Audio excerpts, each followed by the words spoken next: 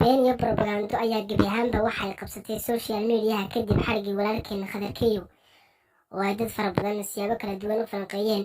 iyadoo qofba dhinac u fasirinaya hase yeeshee ugu dambeyn waxaa xalay ilaa shalay baraha bulshada qabsadeen Khadarkeyo laga sii daayay xabsiga hase yeeshee arrintaasi maxaad kala socotaa run ahaanteeda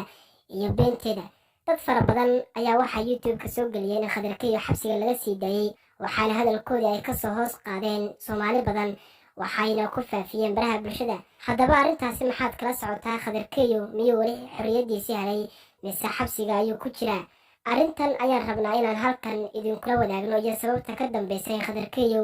waa la sii daayay la yidhi hase yeeshee runteeda aan rabno iyo xaqiiqadeeda inaan halkan idinkula wadaagno ugu horreyn intaanan idin xaqiijin xaaladda Khadarkeyo waxaan rabnaa inaanu idinla wadaagno sababtii ka dambeysay in dad badan oo YouTuber ah ama dad badan oo Soomaaliya ay arrintan u fahmeen in Khadarkeyo xabsiga laga sii daayay sidaan wada ogsoonahay aan horeba aan idinku sheegnay barnaamijkeenii hore aan hore u diyaarinay Cabdilaanto ayaa waxa uu yahay fanaanka inta badan lagala xiriiro xadhigga Khadarkeyo waxa uu yahay fanaanka inta badan xogaha ku saabsan xadhigga Khadarkeyo hase yeeshee Cabdilaanto ayaa waxa uu bartiisa YouTube ka soo dhigay muuqaal isagoo dadweynaha Soomaaliyeed ugu hambalyeynaya in Khadarkeyo laga sii dayn doono xabsiga Baritoole waxaana muuqaalkaasi uu qabsaday gebi ahaanba baraha bulshada hase yeeshee Soomaalida oo leh dhaqan fudayd kaasoo ah mid aan hiddo aan u leenahay ayaa waxay qaateen warkii ayna ka dhigeen Khadarkeyo in xabsiga laga sii daayay waxaad ila daawataan kilibkan yar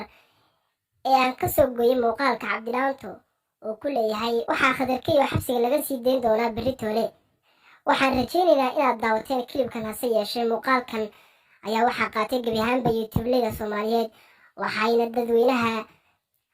dadweynaha Soomaaliyeed ee bartooda ugu jira la wadaageen hambalyada in Khadarkeyo xabsiga laga sii daayay haddaba arrintaasi maxay ka dhigan tahay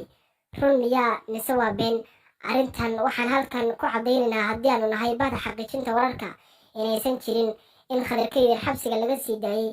haddaba arrintani maxay ka dhigan tahay muxuu Khadarkeyo dhibaataha uu ku sugan yahay halkee maraysaa xaaladda Khadarkeyo waxaan rabnaa qodobadaas oo faahfaahsan inaan idila wadaagno ugu horreyn aan ka bilowna Khadarkeyo maxay kaga dhigan tahay sii deynta beenta ah ee baraha bulshada lagu shaaciyey arrintaasi waxay ku noqon kartaa Khadarkeyo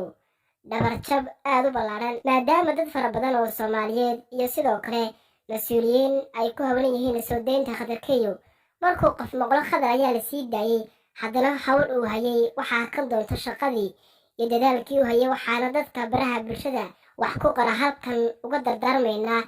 inaanay wax been ah ku qorin ama ku soo deyn taasi waa naga talo